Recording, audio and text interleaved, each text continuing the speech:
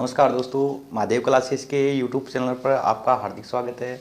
मैं आज आपके लिए लेकर आया हूँ एक और नई क्लास, जिसमें आज हम पढ़ेंगे राजस्थान के भौतिक प्रदेशों में पढ़ेंगे हम राजस्थान का अर्ध शुष्क मरुस्थल। क्या पढ़ेंगे? राजस्थान का अर्ध शुष्क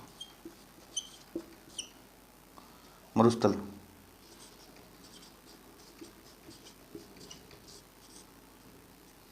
ठीक है, देखो जो राजस्थान का अर्ध शुष्क मरुस्थल है किसे कहते हैं मैं आपको बताता हूँ। जैसे मैं आपको ये बताऊं कि ये हमारा राजस्थान का जो मानचित्र है, देखो इस ये हमारा राजस्थान का मानचित्र है। ठीक है, अब देखो हम जो थार का मरुस्थल है, यानी थार का मरुस्थल, थार का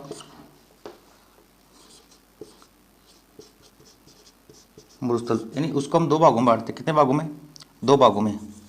ठीक है, दो भागों में कौन कौन सी? एक तो आता है शुष्क मरुस्थल। कौन सा आता है? शुष्क शुष्क मरुस्थल, शुष्क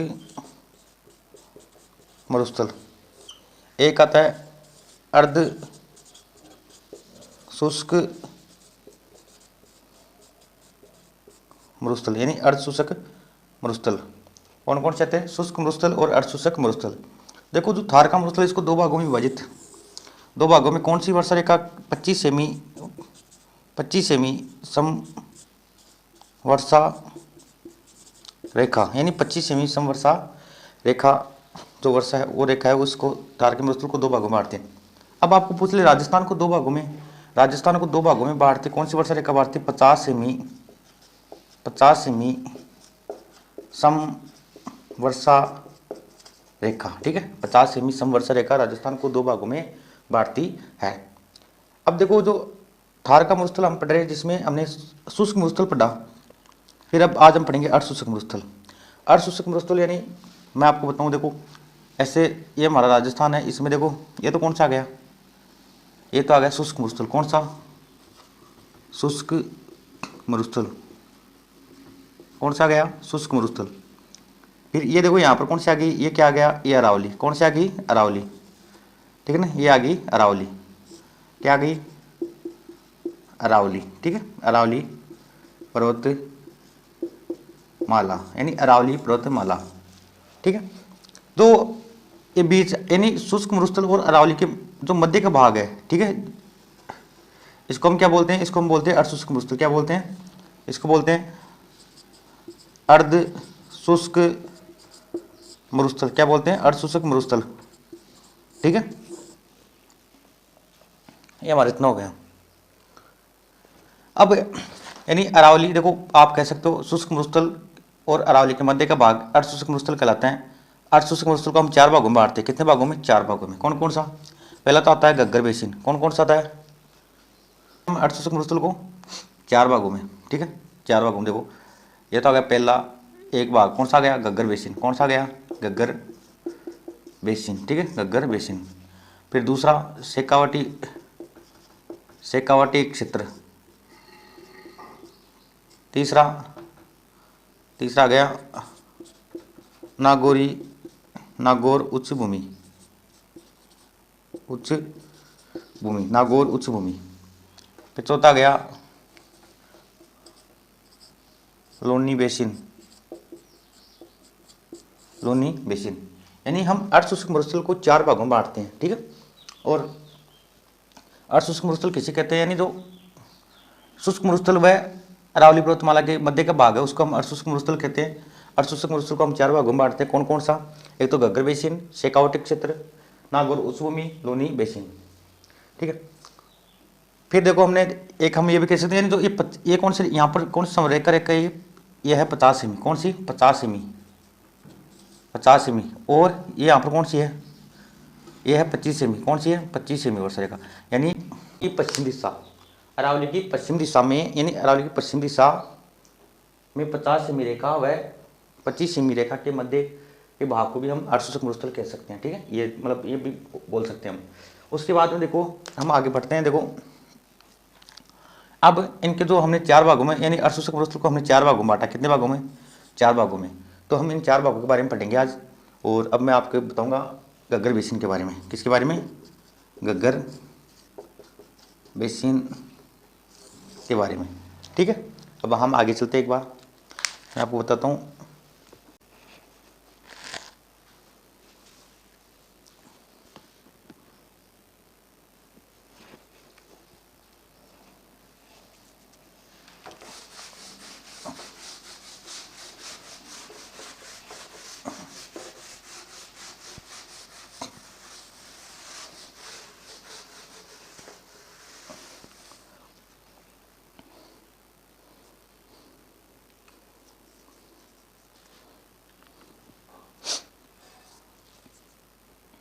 देखो मैं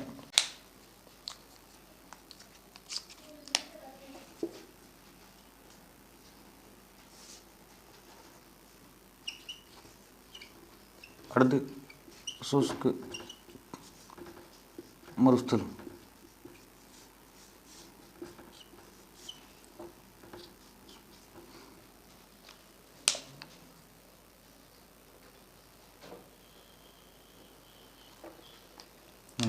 देखो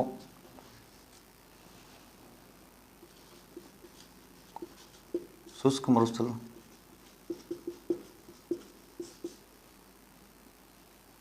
शुष्क मरुस्थल व अरावली पर्वतमाला के मध्य का भाग। ठीक है, शुष्क मरुस्थल या का भाग अर्ध शुष्क मरुस्थल कहलाता है। अर्ध शुष्क मरुस्थल कहलाता है। ठीक है, या देखो या दूसरी या यानी अरावली की पश्चिम दिशा, यानी अरावली की पश्चिम दिशा में 50 सेमी समवर्षा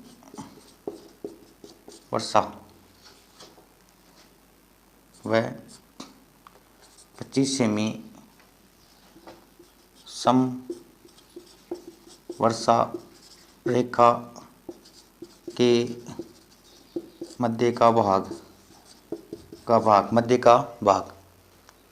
देखो यानी आपको तो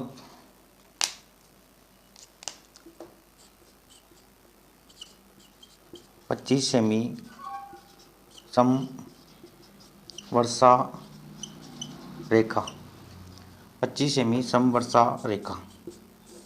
देखो यानी 25 सेमी समवर्षा रेखा थार के मरुस्थल को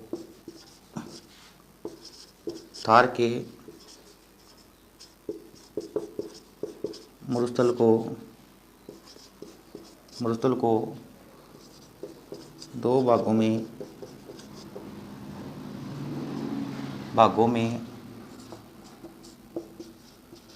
विभाजित करती है। यानी जो 25 सेमी समवर्षा रेखा है वह थार के मरुस्थल को 2 भागों में विभाजित करती है। कौन कौन से?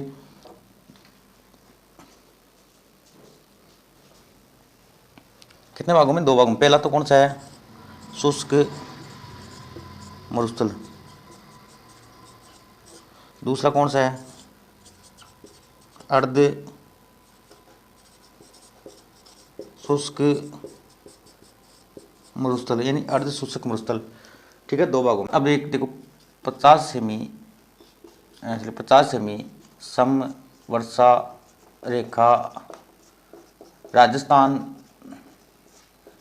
को 2 भागों में बांटती है। यानी 50 सेमी वर्षा रेखा समवर्षा रेखा क्या करती है? राजस्थान को 2 भागों में बांटती है।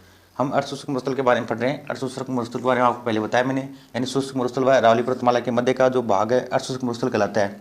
अरावली की पश्चिमी दिशा यानी 50 सेमी वर्षा रेखा 50 सेमी वर्षा रेखा व 25 सेमी रेखा समरेखा के मध्य का भाग क्या कहलाता है? अर्ध शुष्क मरुस्थल कहलाता है। 25 सेमी वर्षा यानी 25 सेमी सम वर्षा रेखा थार के मरुस्थल को दो भागों में विभाजित करती है, जिसको हम बोलते हैं शुष्क मरुस्थल व अर्धशुष्क मरुस्थल। ठीक है, अब हम आगे देखो, आगे इसके बारे में आगे और पढ़ते हैं। देखो अर्ध यानी, अब देखो अर्धशुष्क मरुस्थल को हम 4 भागों में विभाजित करते हैं। कितने भागों में? 4 भागों में। कितने भागों में? 4 भागों में। ठीक है, ये देखो मैप के माध्यम से आप देख सकते हो।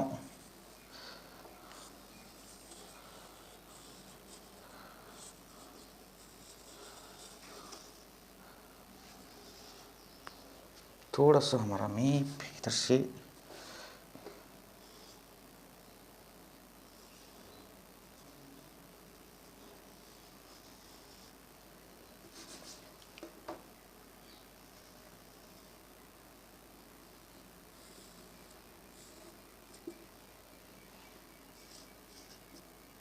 ये हमारा राजस्थान का मानचित्र आ गया। ठीक है, देखो हम राजस्थान के भौतिक प्रदेश, ये तो कौन सा, ये तो कौन सा गया? ये तो आ गया शुष्क मरुस्थल। कौन सा गया? शुष्क मरुस्थल। कौन सा गया? मरुस्थल। ये कौन सा गया? ये आ गया अर्धशुष्क मरुस्थल। कौन सा गया? अर्धशुष्क मरुस्थल। कौन सा गया?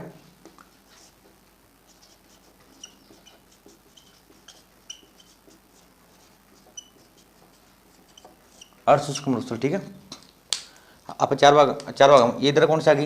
ये आ गई अरावली। कौन सी आ गई? अरावली। कौन सी आ गई? आपको समझना है, अरावली मानचित्र, अरावली पर्वतमाला। ठीक है, अब जो मध्य का भाग मैंने बता दिया आपको, अब हम इसको 4 भागों में बांटते। देखो एक,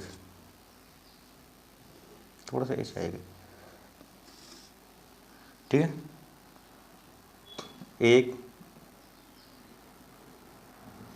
2 3 4। ठीक है, 2 3 4। देखो 4 भागों में विभाजित करते हैं। पहला तो कौन सा गया? गग्गर बेसिन। कौन सा गया? गग्गर बेसिन। कहाँ पर? ये रहा, देखो ये कौन सी? ठीक है, गग्गर बेसिन। ठीक है, 1 नंबर, 1 नंबर। कौन सा गया? गग्गर बेसिन। 2 नंबर पे बताओ, 2 नंबर पे शेखावाटी प्रदेश। कौन सा गया? शेखावाटी प्रदेश। शेखावाटी प्रदेश। ठीक है, 2 नंबर पे कौन सा गया? शेखावाटी प्रदेश। 3 नंबर पे कौन सा गया? 3 नंबर पे नागौर उच्च भूमि। कौन सा गया? नागौर उच्च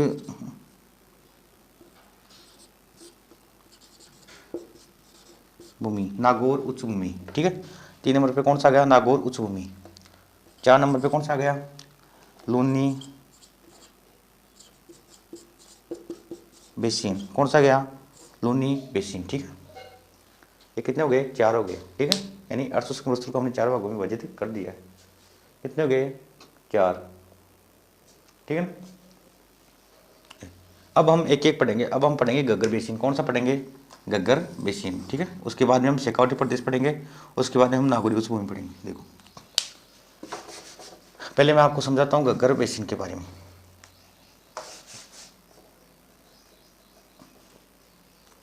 ये कौन सा है यहाँ पर? गग्गर बेसिन। ठीक है, कौन सा है? गग्गर बेसिन। देखो इसका जो विस्तार क्षेत्र है, यानी विस्तार, सबसे पहले बात करें विस्तार की। गग्गर बेसिन का विस्तार कहाँ का? एक तो है श्री गंगानगर। कौन? श्री गंगानगर। श्री गंगानगर, हनुमानगढ़। हनुमानगढ़ यानी राजस्थान के 2 जिलों में गग्गर बेसिन का विस्तार है। अपवा क्षेत्र पूछे तो आपको अपवा क्षेत्र, अपवा है क्षेत्र। ठीक है, यहाँ पर कौन सी नदी पर? गग्गर नदी। कौन सी? गग्गर नदी। ठीक है, गग्गर नदी, जिसको ठीक है मर्त नदी भी बोलते हैं। क्या बोलते हैं? मर्त नदी। ठीक है, अब मैं आपको एक बात और बताऊँ, इसमें देखो यानी इसको क्या, इसके उपनाम, इसको हम बोलते हैं काठी, क्या बोलते हैं, काठी या बग्गी क्षेत्र, काठी या बग्गी क्षेत्र बोलते हैं इसको, ठीक है, काठी या बग्गी क्षेत्र बोलते हैं, ठीक है। नाली प्रदेश, और भी क्या बोलते हैं, नाली प्रदेश, नाली, नाली प्रदेश, नाली प्रदेश। यानी यहाँ पर जो सर्वाधिक समस्या देखो, क्षारीयता, क्षारीयता,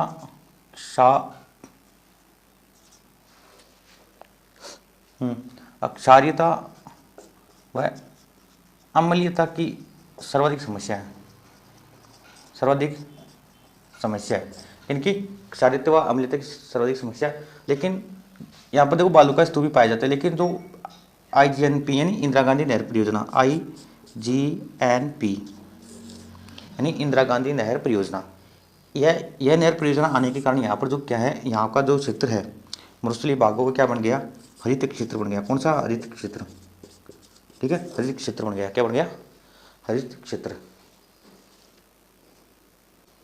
ठीक है। यानी हम पढ़ रहे घग्गर बेसिन, कौन सा, घग्गर बेसिन, घग्गर बेसिन यानी विस्तार श्रीगंगानगर हनुमानगढ़, ठीक है। अपाक क्षेत्र घग्गर नदी, इसको मत नदी बोलते हैं, नाली प्रदेश भी उपनाम, काटी क्षेत्र, काटी या बग्गी क्षेत्र भी बोलते हैं। अब देखो दिशा, घग्गर बेसिन की दिशा मैं आपको बताऊं, देखो दिशा के बारे में, कौन सी दिशा की, अब यहाँ से देख लेता हूँ हम, यानी इसके उत्तर में तो क्या है, मालवा का मैदान, क्या है, मालवा का मैदान, हम दिशा देख रहे हैं, ठीक है।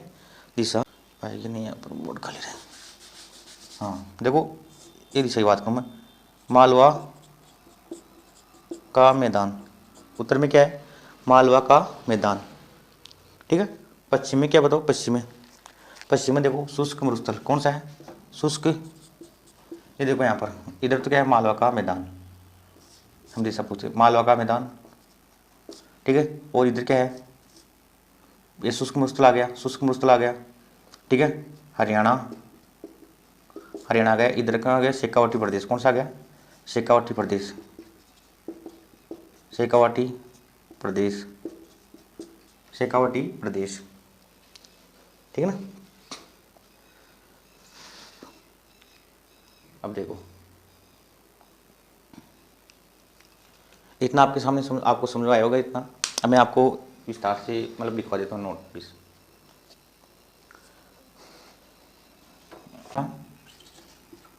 घग्गर बेसिन, क्या पढ़ रहे थे, घग्गर बेसिन। देखो घग्गर बेसिन में मैं आपको बताऊँ विस्तार, विस्तार, विस्तार पूछे तो आपको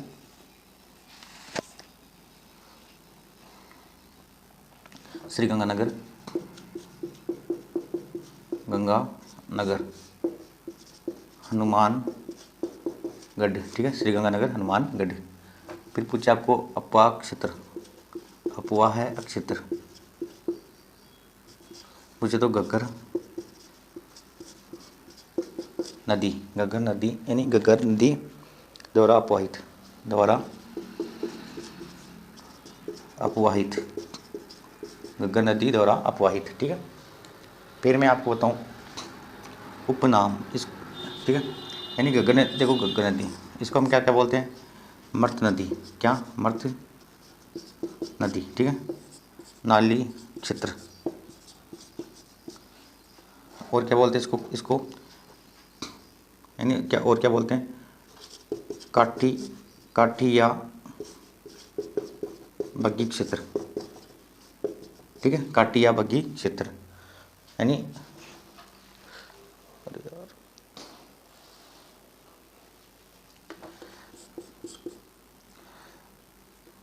क्षारीयता, क्षारीयता व अम्लीयता की सर्वाधिक समस्या, क्षारीयता व अम्लीयता की सर्वाधिक समस्या, ठीक है, क्षारीयता व अम्लीयता की सर्वाधिक समस्या, ठीक है। अब हमको मैं दिशा बताऊंगा घग्गर बेसिन की दिशा के बारे में। देखो इसके उत्तर में तो मालवा का मैदान, मालवा का मैदान, ठीक है, मालवा का मैदान। दक्षिण में शेखावटी, शेखावटी प्रदेश, ठीक है। पश्चिम में शुष्क मरुस्थल, कौन सा है, शुष्क मरुस्थल, इस हरियाणा, हरियाणा, हरियाणा, हरियाणा, ठीक है। ये दिशा होगी इसके बारे में, ठीक है, कौन सी दिशा में इसका, मतलब देखो यहाँ पर क्या है,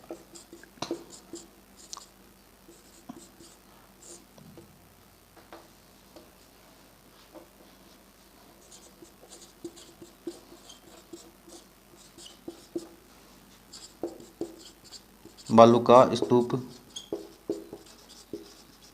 युक्त प्रदेश, हरित प्रदेश बन गया, बन गया। देखो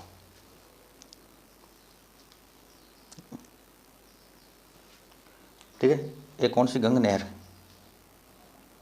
वह गंग नहर, इन दो चीज़ों के कारण क्या बन गया, प्रेरणा में बालू का स्तूप प्रदेश हरित प्रदेश, हरित प्रदेश बन गया, ठीक है। ये आपका घग्गर बेसिन हो गया,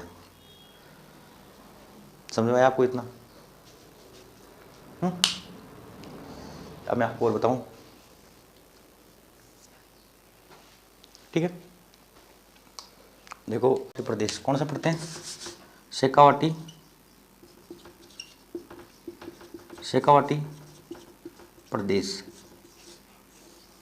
शेखावाटी प्रदेश। विस्तार देखो, इसका हम पूछे विस्तार,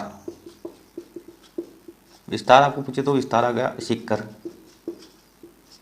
चूरू,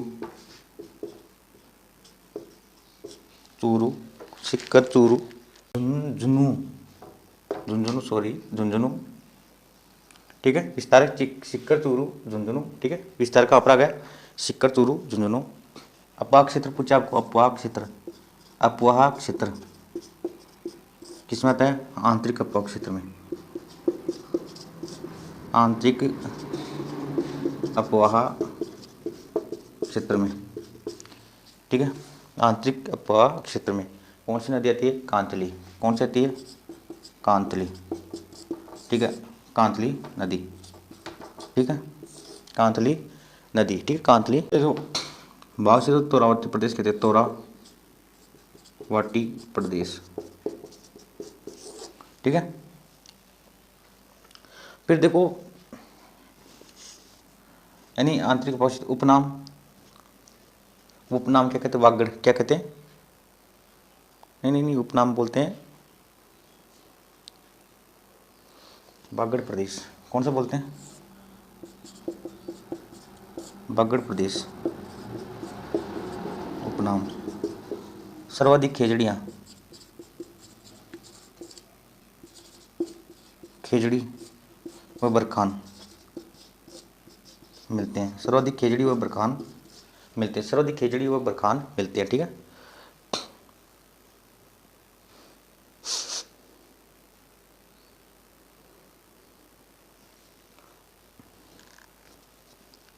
ठीक है, यानी शेखावाटी प्रदेश पढ़ रहे हैं हम। देखो शेखावाटी प्रदेश, विस्तार, सीकर, चूरू, झुंझुनू, अपवाह क्षेत्र, आंतरिक अपवाह क्षेत्र में कांतली नदियाँ, ठीक है, तोरावटी प्रदेश कहते हैं। बागड़, बागड़ प्रदेश कहलाता है, सर्वाधिक खेजड़ी पाई जाती है, बरखान मिलते हैं, बरखान मिलते हैं, और अनुप्रस्थ बालू का स्तूप मिलते हैं, अनुप्रस्थ, अनुप्रस्थ बालू का स्तूप मिलते हैं, यानी अनुप्रस्थ बालू का स्तूप मिलते हैं, ठीक है।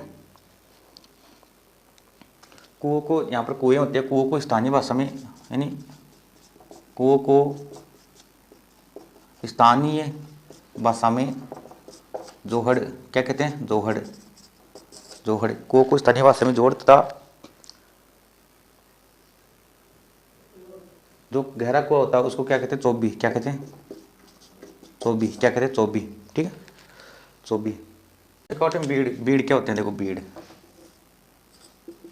बीड़, बीड़ बोलते हैं हरे घास के मैदान को, हरे घास के मैदान को, जो हरे घास के मैदान होते हैं उनको हम क्या बोलते हैं, बीड़ बोलते हैं, क्या बोलते हैं, बीड़, ठीक है। अब देखो मैं आपको एक बार दोबारा समझाता हूँ शेखावाटी प्रदेश, शेखावाटी प्रदेश के बारे में।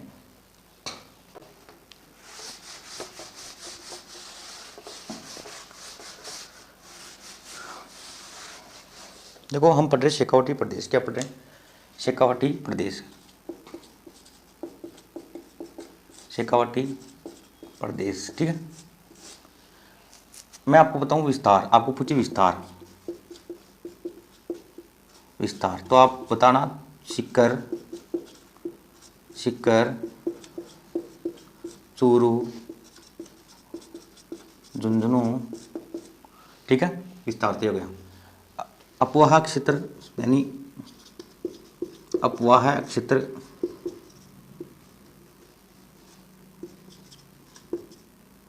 अपवाह क्षेत्र, अपवाह क्षेत्र देखो अपवाह क्षेत्र क्या यानी आंतरिक अपवाह क्षेत्र, कौन सा?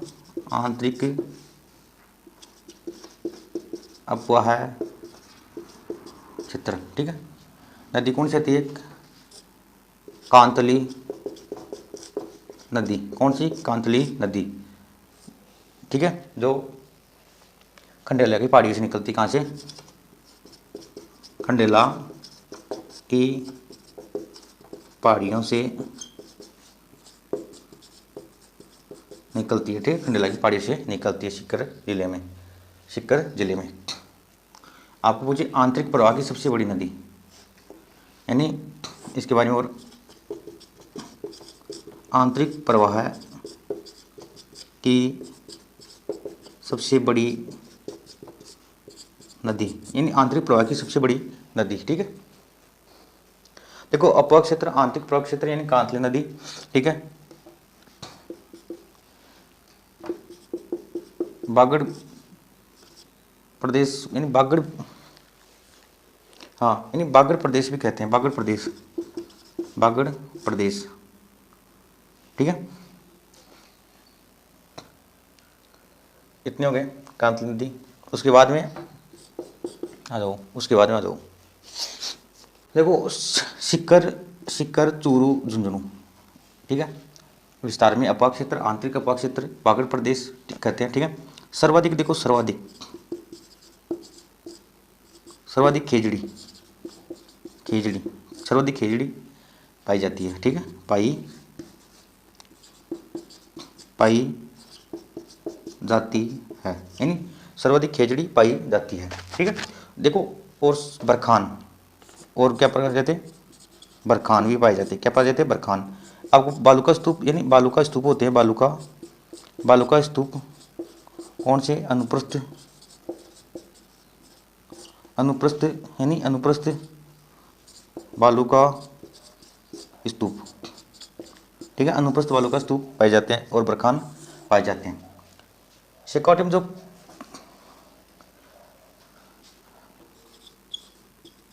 यानी कुओं, कुओं को क्या कहते हैं? कुओं को जोहड़, क्या कहते हैं?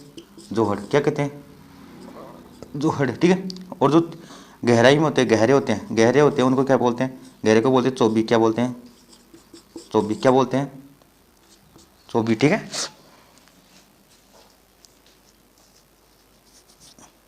चोबी, ठीक है, चोबी बोलते हैं। फिर और जो घास के मैदान होते हैं, घास के मैदान, घास के मैदान यानी हरी घास के मैदान, हरे घास के मैदान, उनको क्या बोलते हैं? उनको बोलते हैं बीड़, क्या बोलते हैं? बीड़, बीड़।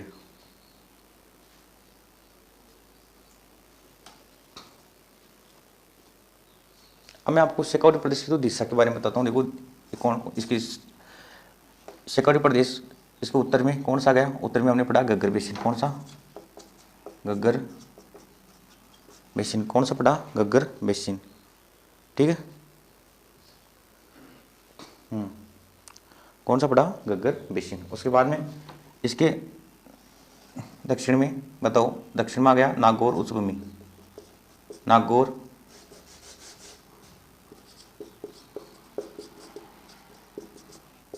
नागौर उच्च भूमि, नागौर उच्च भूमि, ठीक है। इधर आ गया शुष्क मरुस्थल, कौन सा गया? शुष्क मरुस्थल, कौन सा गया? शुष्क मरुस्थल, कौन सा गया? शुष्क मरुस्थल। इधर आ गई अरावली, कौन सा गई? अरावली, ठीक है, अरावली, ठीक है दोस्तों। यानी शेखावटी प्रदेश शुष्क मरुस्थल पश्चिम, ठीक है, पश्चिम, उत्तर उत्तर, दक्षिण दक्षिण में नागरी उच्च भूमि, ठीक है, उत्तर में घग्गर बेसिन, पश्चिम में शुष्क मरुस्थल और इधर मतलब पूर्व में अरावली। हमने पढ़ा शेखावटी प्रदेश, क्या पढ़ा? शेखावटी प्रदेश। देखो शेखावटी प्रदेश का विस्तार है सीकर, चूरू, झुंझुनू। अब इसका अपवाद क्षेत्र पूछे तो हम आंतरिक अपवाद क्षेत्र है, जिसमें कौन सी नदी? कांतली नदी है, ठीक है। कांतली नदी खंडेला की पहाड़ियों से निकलती है। आंतरिक प्रवाह की सबसे बड़ी नदी है, क्या है? आंतरिक प्रवाह की सबसे बड़ी नदी है। सर्वाधिक खेजड़ी पाई जाती है, यानी सर्वाधिक खेजड़ी पाई जाती है, और बरखान भी पाए जाते हैं। बालू का स्तूप, अनुप्रस्थ बालू का स्तूप पाए जाते हैं और बरखान पाए जाते हैं। जो कुएं होते हैं, कुआ होता है, उसको हम बोलते हैं जोहड़। शेखावटी में क्या बोलते हैं? जोहड़। और जो गहरे होते हैं उनको बोलते हैं चोबी। क्या बोलते हैं? चोबी। फिर वही यानी हरे जो घास के मैदान होते हैं, शेखावटी प्रदेश में जो घास के मैदान होते हैं उसको बोलते हैं बीड़। क्या बोलते हैं? बीड़, ठीक है। ये हमारा शेखावटी प्रदेश हो गया।